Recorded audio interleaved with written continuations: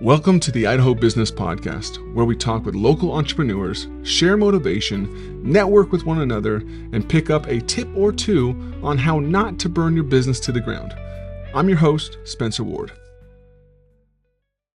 All right, let's talk about some New Year stuff this year. All right, welcome again to 2026. We're sponsored by Health West. Great organization, great people. Give them a chance. Google where they're closest to you and go there. We're also sponsored by my company, New Clean Commercial Cleaning. If you need any janitorial, carpet cleaning, window cleaning, hard floor maintenance, needs, we are the best strippers in town. Give us a holler at 208-254-7070. I want us all to kind of just think of how we can start this new year differently. And then we can realize, okay, if we can slow down, I know a lot of us have these goals of like, I'm going to get this many more customers. I'm going to have this much more revenue. That's all great. And I've been there before, and I'm there now. Everyone wants new customers. But if you don't have things set up in the background to handle that growth and to handle the new customer load, you're going to be sunk, and your profitability is not going to be where you want it to be. So let's talk about how, most business owners don't have a growth problem. They have a structural problem.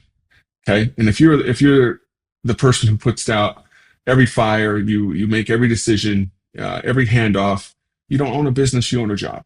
Okay. So let's talk about how to build the machine so it can run without you, and then aim that machine at the right customers. Okay. Simple two things I want to talk about today.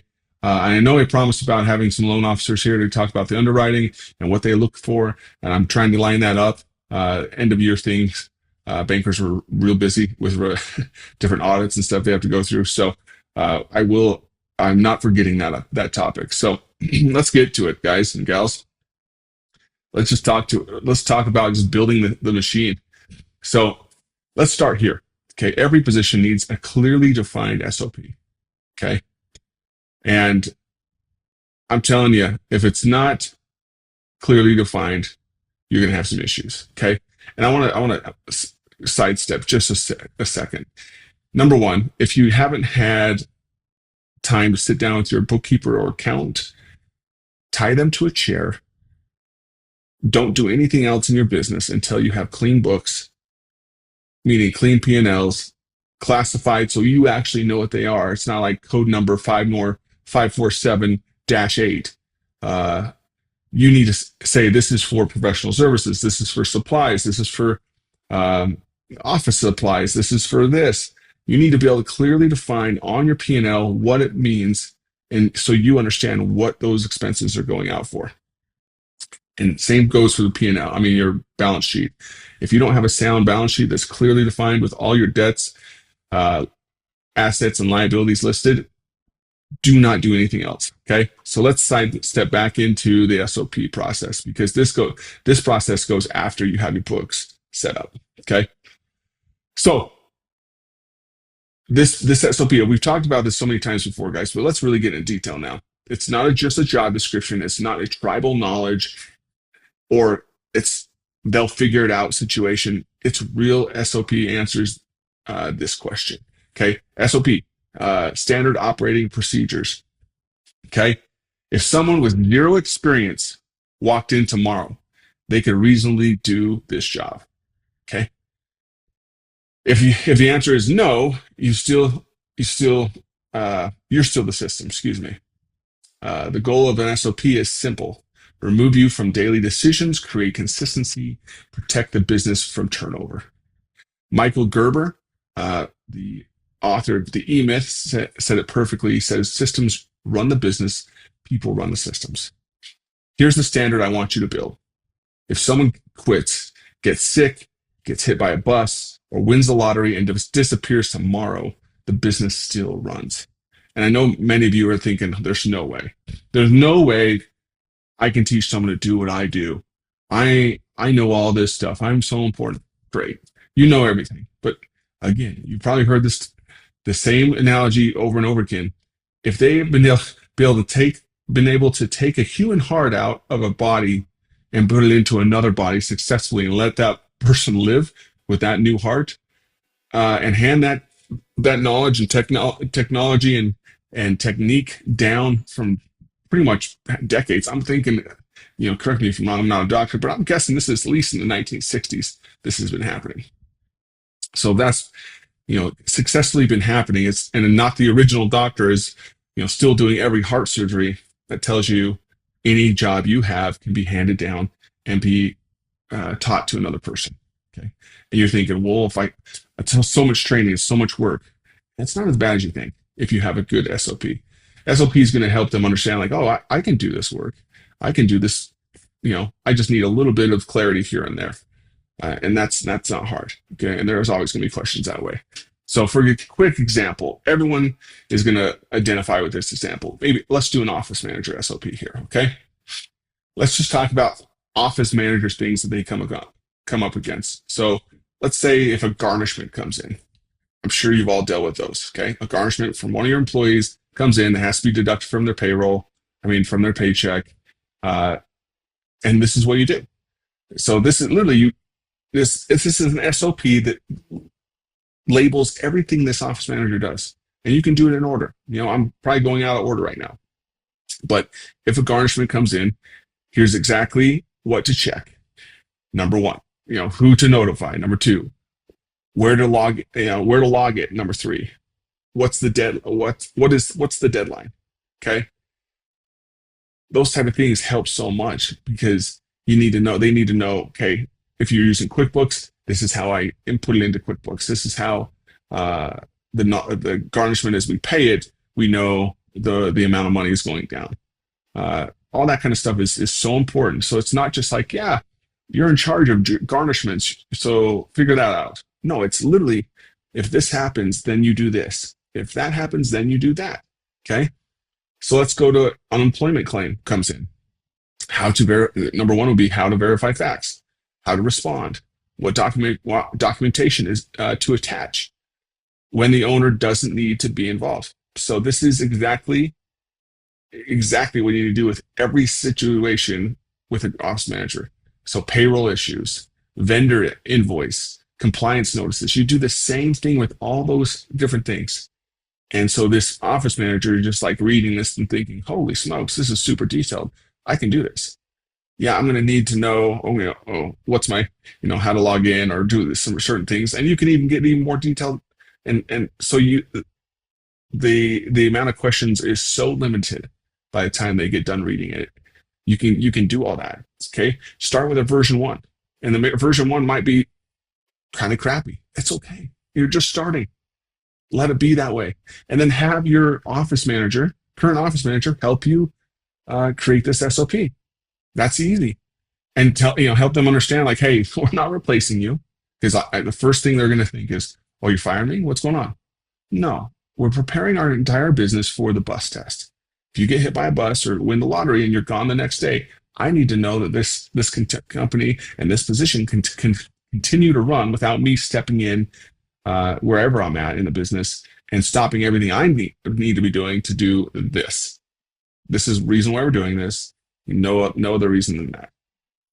Unless, the office manager is garbage, then that's a different conversation. So every repeatable task gets documented. That's how you get, that's how you stop being drugged back into the business every time something small happens. Okay. So it's so important to make this happen. I'm actually doing that today. I'm fine-tuning some of my SOPs, some of them that have changed a little bit, and some that we have actually added some tasks on to certain positions. I'm doing that today. I'm giving more detail to these things so this 2026 can just roll like crazy. Okay. So this one was why SOPs give you leverage. Okay. Here's the SOPs. Here's what SOPs really do. They change your role. Okay. Instead of firefighter, bottleneck, default problem solver, you become strategist, sales driver, and opportunity creator. SOPs don't slow growth. They make growth survivable.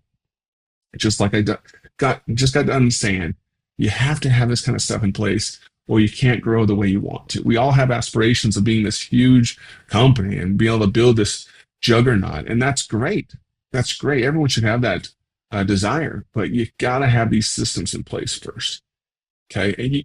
And it's not right to, if you have someone that's learning a new position and they screw something up and you're yelling at them because they screw something up and you don't have a good SOP in place. Come on. Like you're going to lose good people because of that. And that's just not how to manage. Okay. So let's move on to the right kind of customers you need to be looking for. Okay. So stop chasing all customers. Now the machine is running with the SOPs. It's time to aim it. Here's the mistake most business owners make. They try to serve everyone. I did the same thing. All money was good money when I first started my company. I needed everything. I needed to eat. And I understand that in the beginning. Totally get that. But it's expensive, it's noisy, and it's exhausting trying to do that with every customer. Not all customers are created equal, and pretending will kill your margins.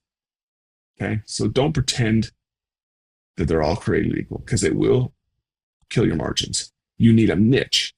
Okay, Seth Godin says if you try to reach everyone, you reach no one. Let's use a simple example. Say you're a residential plumber. Instead of serving all homeowners, you decide we specialize in homeowners who pay $500,000 to $700,000 for their homes. Why, you might ask, this would work? Well, these homes have better fixtures and systems.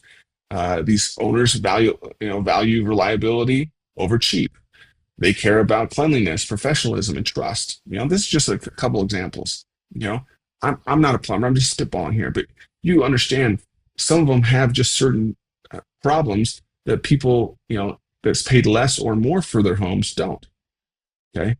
And some are going to be similar, but if you understand this demographic so well, your marketing gets sharp, and you can talk about, the certain things that they're dealing with. So when you go and talk to these type of customers, you need to figure out like, hey, what are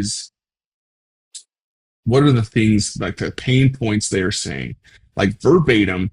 If you hear similar things coming out of most people's mouth of that $500,000 to $700,000 home range, and they're saying, you know what, I'm just tired of these guys never calling back, never scheduling me, or never showing up. Use that same terminology into your marketing. So when they hear their same problem, pretty much verbatim in your marketing, they're like, oh my goodness, this guy or gal totally gets me. They understand where I'm coming from. And that's why your marketing gets sharper.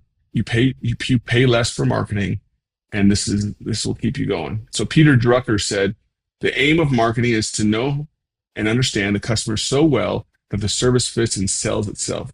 That only happens when you pick a lane. So why niches? Lower costs and raise profit.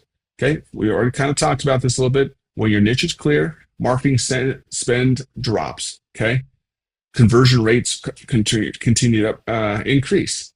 Sales conversions get easier. Problem customers disappear. Okay, the Karens that you don't want, maybe you found like, hey, maybe the $500,000 to $700,000 range, you have less Karens there. I don't know. Who knows? I'm just spitballing here. You stop competing on price and start competing on relevance. Okay. The best, Jim Collins reminds us the best companies focus on what they can do, the best companies focus on what they can be the best at. That's not ego, that's discipline. Okay. So let's tie it all together here right now as we end this thing. SOPs create stability. A niche creates leverage. Together, they give you freedom. Your business falls apart when one person leaves. You don't have a business. You have a fragile arrangement. Document the work, train to the document, aim the business at the right customer. That's how you stop being trapped in the business and start building something that actually supports your life. Start the year by fixing the foundation and then go all in on purpose. Have a great week. Go out there and find someone that you can serve, be grateful, and be happy. It's a good new year. We're alive. Like I've said before, you know how many thousands of people, I think it's in the 80,000 range, that don't ever get a next day. They don't ever wake up. So be just grateful that you woke up this morning, be alive. Look at the people you are associate with, who you love, and look at the gratitude. Find better things in your life to look at, so you can keep that positive vibe going. Okay, have a great week. Adios. That's it for today's Idaho Business Podcast. Hopefully you learned something new. And if you didn't, I've got a cheat code for you. Go to theidahobusinesspodcast.com, enter your email, and get my 20 golden rules for business. It's packed with my best advice, plus it's free. Subscribe, leave a review, share this with a friend. Until next time, keep hustling, keep laughing, and keep Idaho awesome.